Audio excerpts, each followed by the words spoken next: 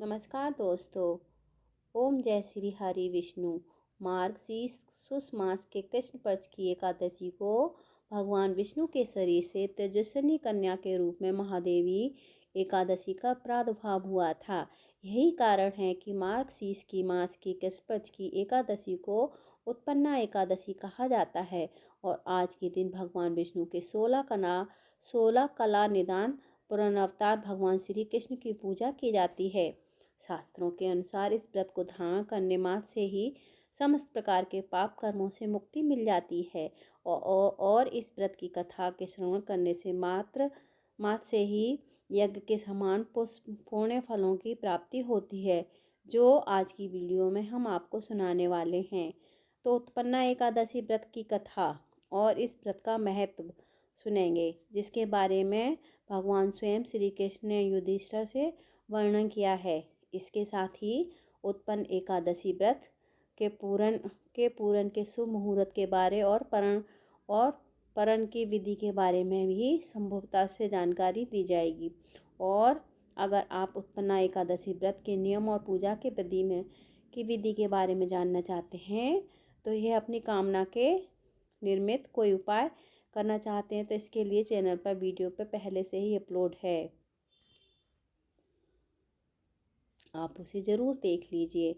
यह सुनते हैं उत्पन्ना एकादशी व्रत का महत्व और कथा। तो सबसे पहले भगवान श्री विष्णु को अपने ध्यान कीजिए और ओम नमो भगवते वासुदेवाय ओम नमो भगवते वासुदेवाय नमः इस मंत्र का उच्चारण करने के बाद पूरा भक्ति भाव से इस कथा का श्रवण करते हुए नैम से पुराण तीर्थ में पुराण कथाओं को सुनने और धर्म के मर्म की जानने के इच्छुक 88,000 ऋषि मुनियों ने से जीने की कला ही ऋषियों द्वारा द्वापर युग में धर्मराज युधिष्ठिर ने भगवान श्री कृष्ण से पूछा कि हे प्रभु, कृपया करके एकादशी व्रत की विधि तथा उनके महत्व और उनके प्राप्त होने वाले फलों के बारे में विस्तार पूर्वक कुछ बतलाइए। हे देवकी नंदन, एकादशी के व्रत में किस प्रकार की पूजन किया जाता है और किस प्रकार करना चाहिए, कौन कौन से कार्य करने चाहिए और कौन कौन से कार्य नहीं करने चाहिए, इसके बारे में मुझे स्पष्ट रूप से बताने की कृपा करें। इससे हमारा और हमारे भविष्य में आने वाले भक्तजनों का कल्याण हो सके। अतः आप इस बारे में हमें पूर्ण जानकारी देने की कृपा कीजिए।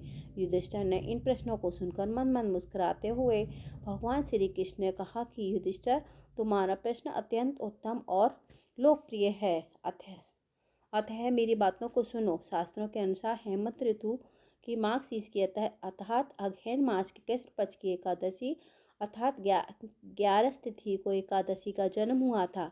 यही कारण है कि यह एकादशियों की व्रत इसे एकादशी से प्रारंभ किया जाना चाहिए। यह महाकल्याणकारी देवी एकादशी के जन्म की कथा सुनने से पहले मैं तुम्हें इन व्रत का विधान बतलाता हूँ, उसे भी ध्यानपूर्वक सुनो और प्रत्येक एकादशी के व्रत में इसे विधि विधान से पालन करो।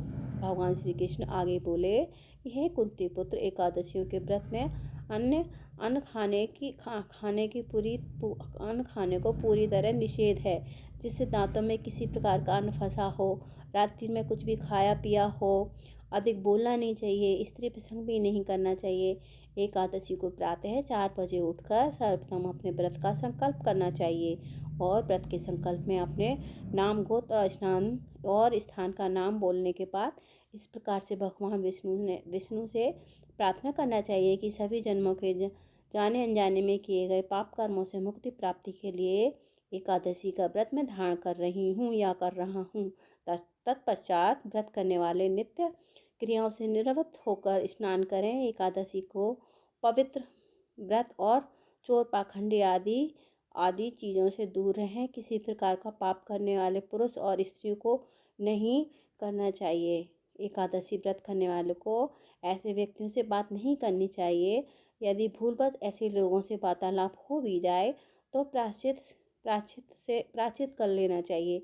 भगवान श्री देव के दर्शन करने से यह पाप दूर हो जाता है। और स्नान करने के बाद संदीप से विद्या दी। 16 वस्तुओं से श्री विष्णु भगवान का पूजन करें। रात्रि को दीप दान करें। यह श्रेष्ठ सच्चे कर्म हृदय से भक्ति तथा श्रद्धा युक्त से होकर करना चाहिए। रात्रि में सोना तथा स्त्री प्रसंग नहीं करना चाहिए। एकादशी को रात्रि भजन कीर्तन मनन सत्संग आदि आदि करना चाहिए।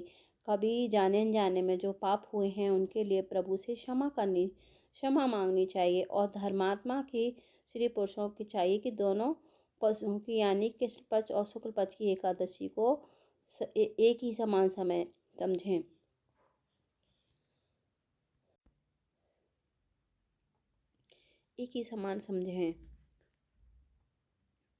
इस विधि के अनुसार एकादशी का व्रत करने वाले भाग्यशाली स्त्री और पुरुष मनचाहा फल प्राप्त करते हैं। शंकुधार तीर्थ स्नान करने के पक्ष में श्री भगवान विष्णु के दर्शन करने से जो फल मिलता है वह एकादशी के व्रत के 16वें भाग के समान भी नहीं है। विद्यात्व के दिन लाख और संक्रांति करने से पूर्ण से जो 4 लाख गुना फल एकादशी के व्रत से प्राप्त होता है वह सूर्य चंद्र ग्रहण में कुरुक्षेत्र में स्नान करने से जो फल प्राप्त होता है वह फल एकादशी के व्रत से प्राप्त हो जाता है।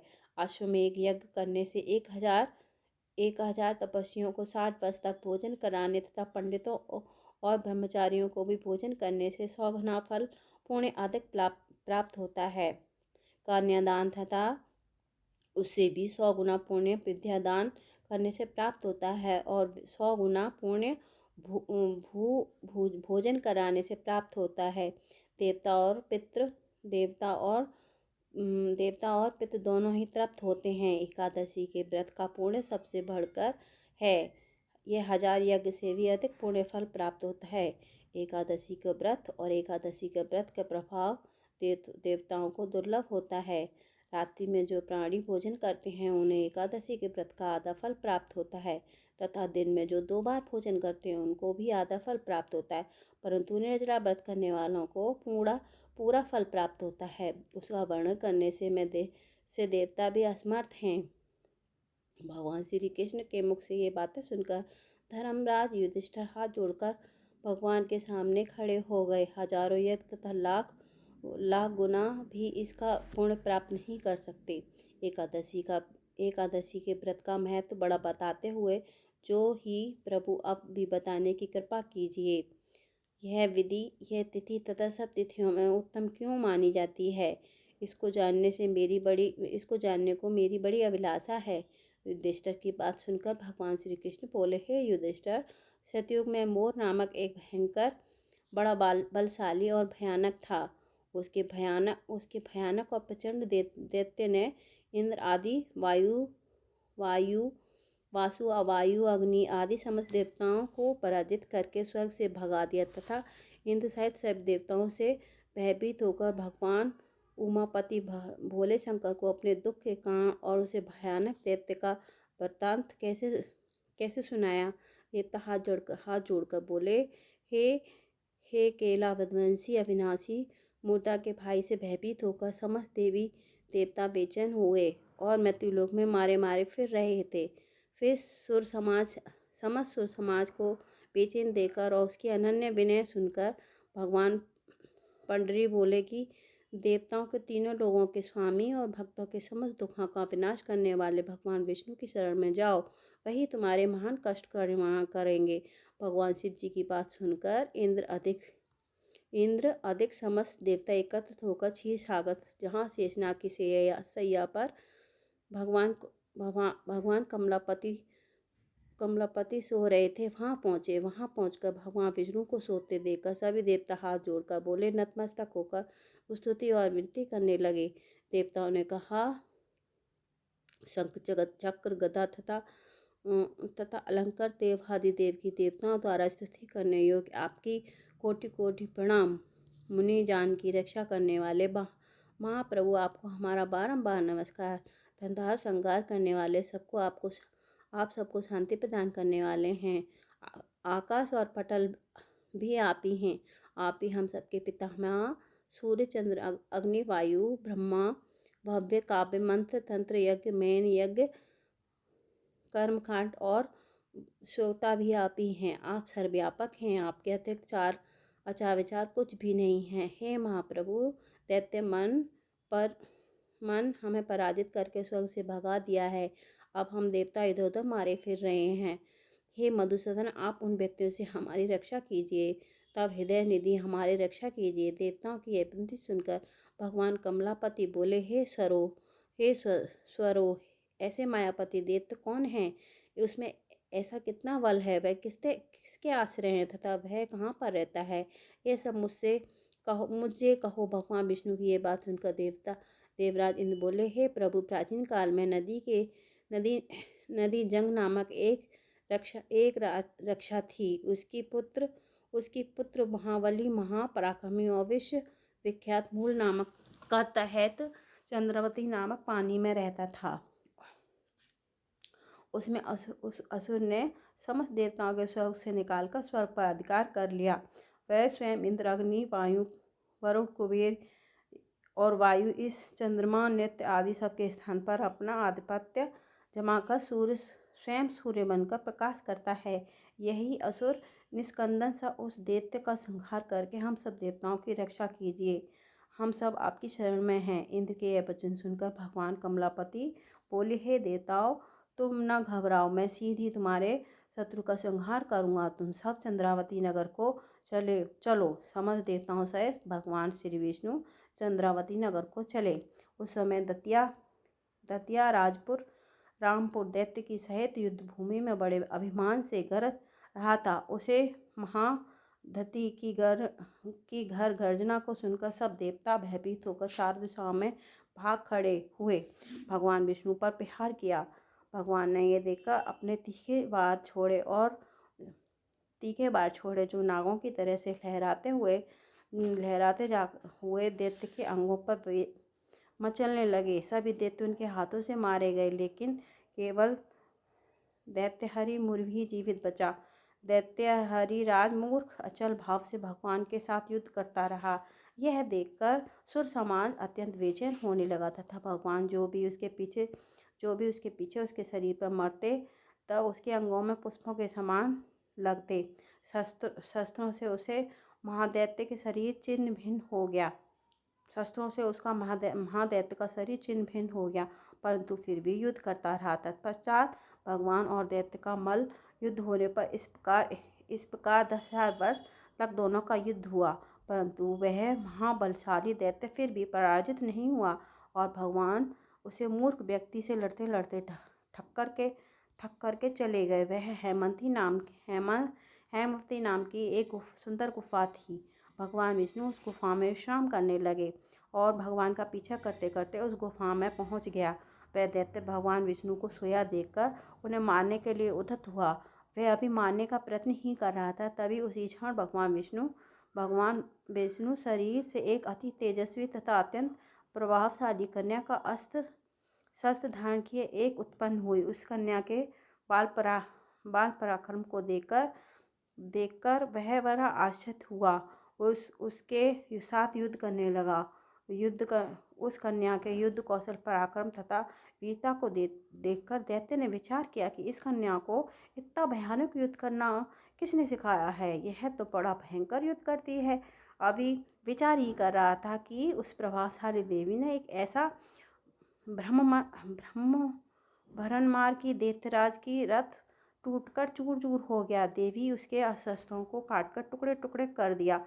वह भयानक परंतु देवी ने धक्का मारकर उसे मूर्छित कर दिया, उसका सर काट डाला। अस्त्र शस्त्रों द्वारा उसके काटकर टुकड़े टुकड़े कर दिए। अब ये भयानक रूप था, परंतु देवी ने धक्का मारकर उसे मूर्छित कर दिया और उसका सर काट डाला। इस प्रकार वह व्यक्ति पृथ्वी पर गिरकर मृत्यु को प्राप्त हुआ और बाकी दैत्य भयभीत होकर पाताल लोक को चले गए। जब भगवान विष्णु की निद्रा टूटी तो उन्होंने मारदाती के कटे हुए सर तथा दोनों हाथ जोड़कर खड़ी हुई एक कन्या को देखा। भगवान विष्णु से कन्या से पूछने लगे कि हे देवी, जिस दैत्य के भाई से इंद्र आदि के सब देवता भयभीत होकर स्वर्ग को छोड़कर भाग गए थे, उसको किसने मारा? वह कन्या कहने लगी, भगवान, जब आप निद्रा में थे तब वह दैत्य आपको मारने के उद्देश्य से आया हुआ। उसी समय आपके शरीर से उत्पन्न होकर मैंने इस दैत्य का वध कर दिया। यह सुनकर भगवान विष्णु बोले, हे देवी, तुमने इस दैत्य को मारकर देवताओं को महान उपकार किया है, अतः तुम इच्छा अनुसार वर मांगो। तब वह देवी बोली, भगवान, यदि आप मुझ पर वरदान देना चाहते हैं मुझे, तो यह दीजिए कि जो मेरा व्रत करे उसके सब पाप नष्ट हो जाएं और वह अंतकाल में मोक्ष को प्राप्त करे, और रात्रि को भोजन करने वालों को आधा फल और दिन में एक बार भोजन करें, उससे भी आधा फल प्राप्त हो। मनुष्य भक्ति पूर्वक मेरे इस व्रत को करे, वह निश्चय ही आपके लोक को प्राप्त हो। और कोई मेरे व्रत में एक बार भी भोजन नहीं करे तो उसको धर्मार्थ धन और मुक्ति प्राप्त हो। भगवान ने कहा, हे कल्याणी, ऐसा ही होगा।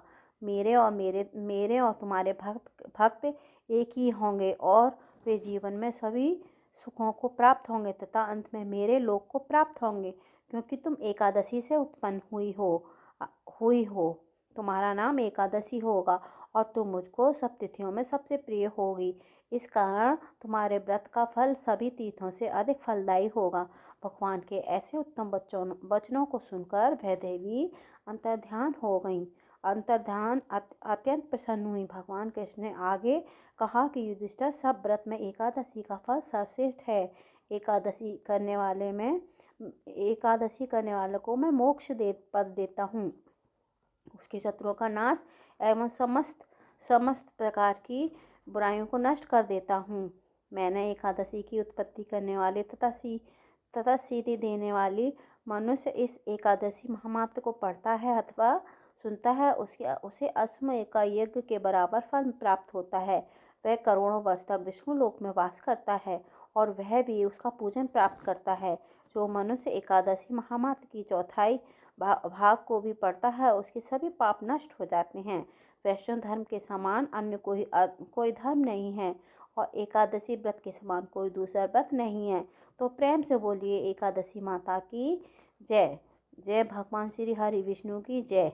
श्री कृष्ण जय श्री राधे। दोस्तों, 20 नवंबर 2022